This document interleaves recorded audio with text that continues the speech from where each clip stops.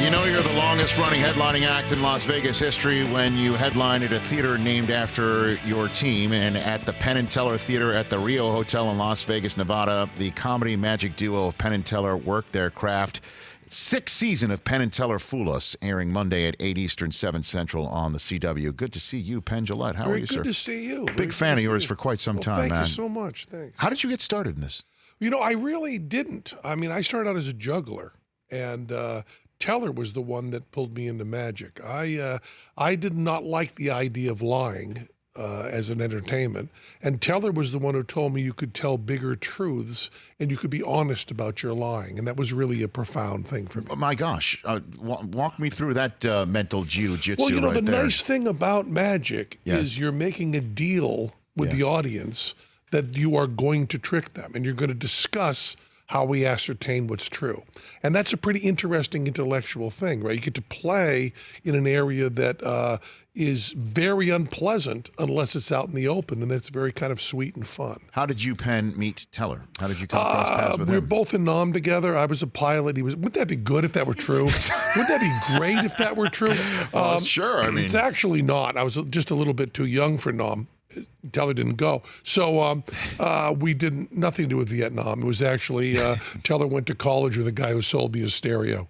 Come on. We should have stuck with the Nam story. No, but by the way, I like that one. So, okay.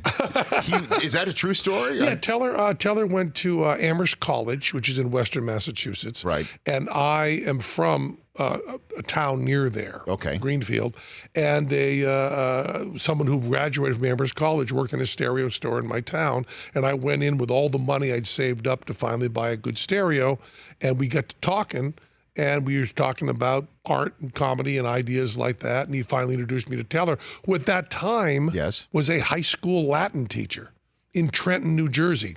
Now, I forgot what level of Dante's Hell Latin teacher in New Jersey is, but it's close to the center. It's close to Very the center close. of The Dante's ring of Hell. Latin in New Jersey. That's amazing. Okay, so when did you guys first perform then? When was that? Well, you know, I got out of high school on a plea bargain. I didn't really graduate. And then I went to Ringling Brothers Barnum Bailey Greatest Show on Earth Clown College. And then because Bob Dylan lied to me, and I thought that the hip thing to do was to hitchhike and hop trains. Yes. He didn't actually do that. I did. Yes. And then after a couple of years, I convinced Teller to actually quit his tenured job as a Latin teacher and team up with a 19-year-old to do a magic show. And that's what we did. And that was 44 years ago. 44 years ago, I think a week and a half ago. So 44 years, week and a half. And that's how long Penn and Teller's been at it. Penn Long Jillette, time. Yeah, sure. Was it always settled that Teller wouldn't talk? That predates me. When I first met Teller, he was already an accomplished magician. He was kind of a child prodigy. Yes. And he was already not speaking. So he brought me on to do the talking at first. I was a juggler, and then I learned a little bit of magic over 45 years. I imagine you have picked up something. So has he ever talked on stage? Yeah, he always talks a little on stage. You know, when we do Fool Us and stuff, once in a while he'll throw in a VO, or once in a while he'll say something. And we do this thing, you know, we try to trust the audience as much as we can and assume that they are at least as smart as we are, which we've always been accurate on. But when the audience comes out of the show, and this is unusual for Vegas, we meet everybody who wants to meet us after the show. Most other Vegas shows, you pay another couple $100 to meet the entertainers. Mm-hmm. We just meet everybody in the audience. And Teller talks to them. And what I love about how much you can trust the audience is people go over, have a conversation with Teller, they come over to me and say, I love the way your partner never speaks.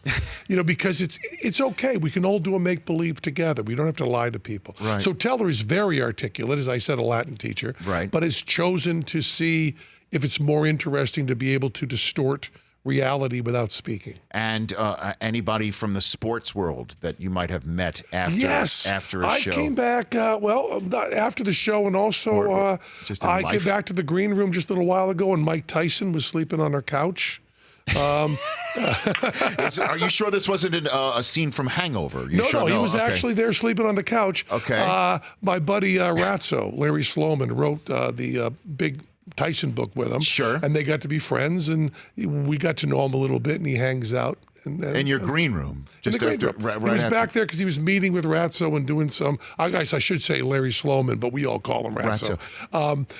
He was doing some work with him and cleaning up something, and he just ended up dozing off. It was a little late. It was toward the end of the show. I go back, and there's Tyson. So I was just thinking, probably not good to wake him up, or you know what I mean. You don't want to, in case he's a little startled. No reason for me. But I'd never seen a boxing match. Never seen anything. Even in Vegas, in all the years you've been in Vegas, never.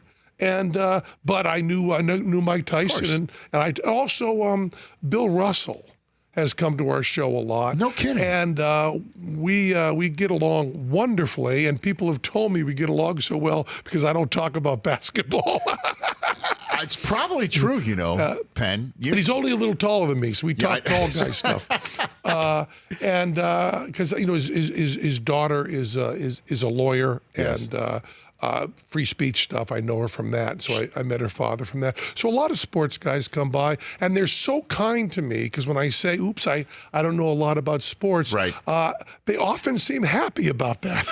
Well, because they probably want to just get immersed in what's you're into. I mean, so it's. I really think that. I'm always a little embarrassed about that, but they're always so kind to me. Penn Jillette here on the Rich Eisen Show. Penn and Teller Fool Us on the CW. We'll talk about that in a second. I do want to get into Vegas. So what was the first night you played in Vegas? Give me the first one.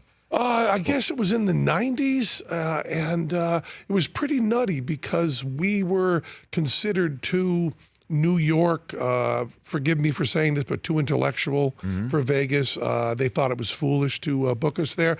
And then our first night in Vegas at the Bally's showroom, the celebrity room, sold out. Sold out. Did very well. In Bally's. That was your first casino that you worked in? Yes, and also what's great about this is we have the record for the most tickets sold in the same room Sinatra played. And the reason is because Sinatra had friends and we didn't. So we sold every ticket. He gave some away.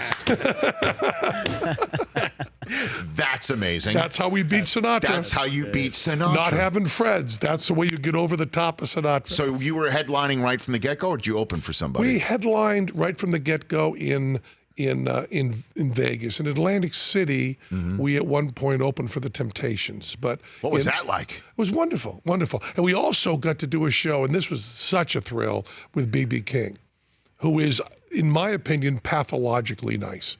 He is the nicest human being I've ever met in my life. And being backstage with B.B. King and seeing Lucille and seeing all his guitar. Of course. It's just the most wonderful thing in the world. It has to be. Yeah. So who else was in Vegas when you were there headlining? I mean, obviously was Wayne Newton. This is what we're talking about that? I know Wayne since we got there. I don't think you're allowed into Vegas without being vetted by Wayne.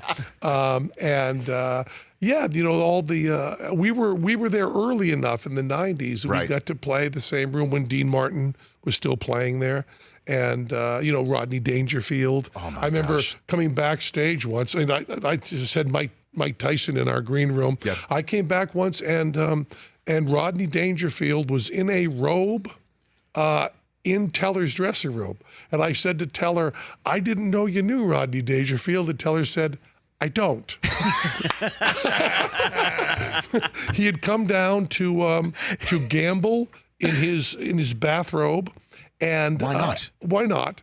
And he had a young woman with him who wanted to meet Penn and Teller, and he said no problem, and brought them back into Teller's dressing room. Of course, all the security guards, it's Rodney Dangerfield. Yeah. We were thrilled, but it was an answer I did not expect when Teller said, I don't know him. And then he was in the dressing room, and Teller and I visited with him a little bit, and met the woman who wanted to meet us, and then we got changed. We went home, and there was Rodney in Teller's dressing room in his bathrobe. In his bathrobe? Yeah, he would come down and gamble in his bathrobe, yeah. Because he's Rodney Dangerfield, and who's going to tell him to put some clothes on, right? I didn't want him to put clothes on. I thought he was funnier in a bathrobe. It's a better story. Yeah, much better story. And it was terry, right? It was a terry cloth robe? It was one of the hotel robes. The hotel robes. You know, and the high quality robe there. I'm sure. I'm sure the Egyptian cotton thread count on his Probably was probably amazing for his sheets. And probably when he takes it home with him, they don't even mind. Of course not. That doesn't show up on the bill. It doesn't show up on the bill at all. Along with what videos you watch don't show up on the bill, sure. as you know very well. There are no titles, apparently. There are no titles, but there's prices. I never understood. That's so strange. You know what I mean? It's so strange. And I wouldn't think Avenger would cost $35.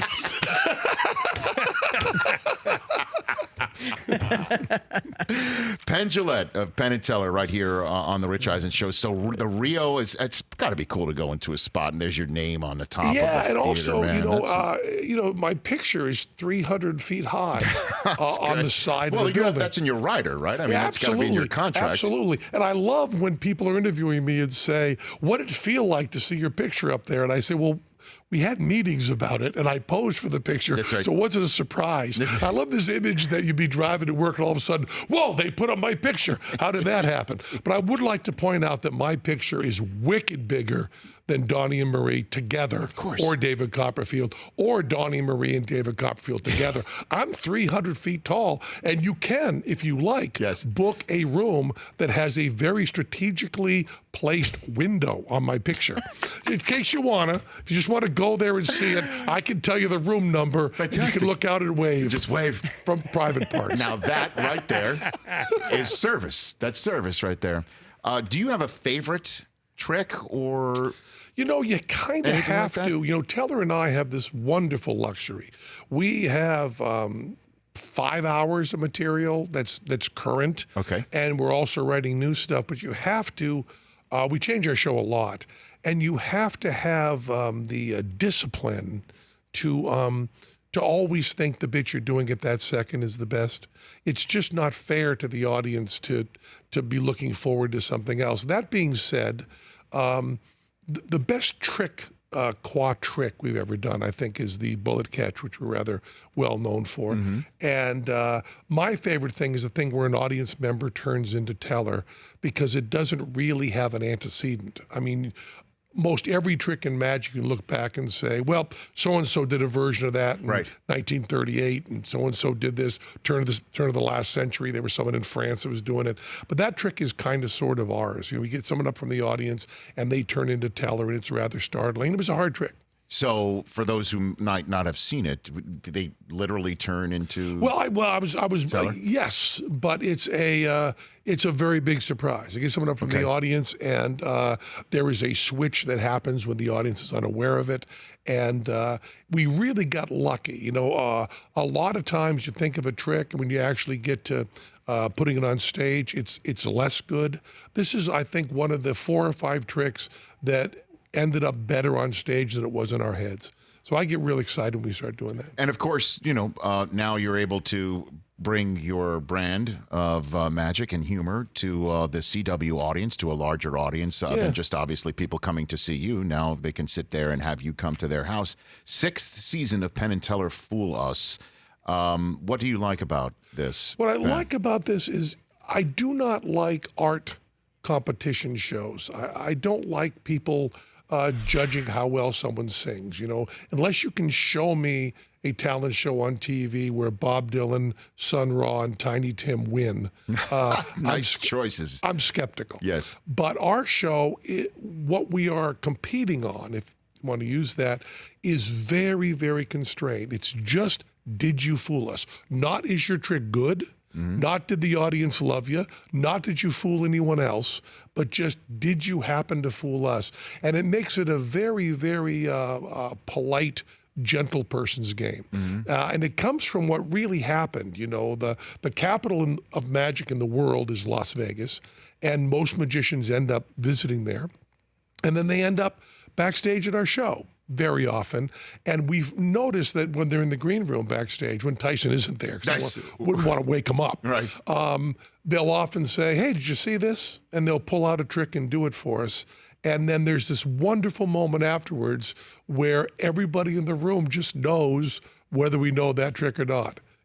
Whether Teller says, oh, yeah, it's a nice version of that. Or whether Teller goes, what? Mm-hmm. And that moment is kind of nice and sweet and pleasant, and we decided to move that onto TV. It also teaches people that the the camera people are not on the side of the magician. I mean, there's no camera tricks. They're sitting there. They do it once. We follow all the rules.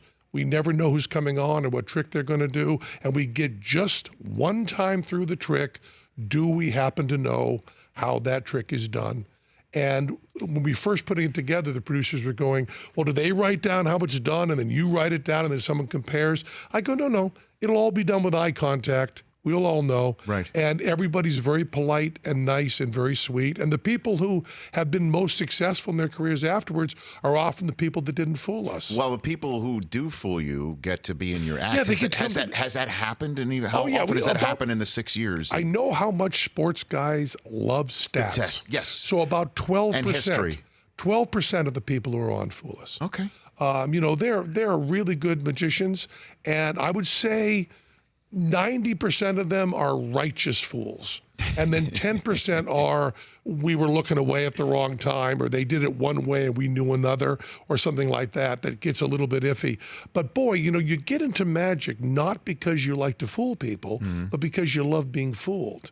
And then you keep chasing that first high, because the more you know, the less you're fooled. And we're in this wonderful position where, having been in magic for our entire adult lives, we still have people come on and fool us. Although I'll tell you, we are scouring the world now. The producer said, well, next season, don't expect anyone to speak English. That'll help. Because we've gone through a lot of the American magicians. Well, I've enjoyed, again, you and Teller together for a long time. So I'm appreciative of you coming on this show right here. Anytime. Thank you. Penn and Teller Fool Us, airing Mondays at 8 Eastern, 7 Central on the CW. You could stream it next day free only on the CW app. Penn, Jillette here on The Rich Eisen Show. Thanks, man. Thanks for coming on. Really appreciate that. For more of The Rich Eisen Show, tune to Audience Channel 239 on DirecTV for free on BR Live or download the Rich Eisen Show app.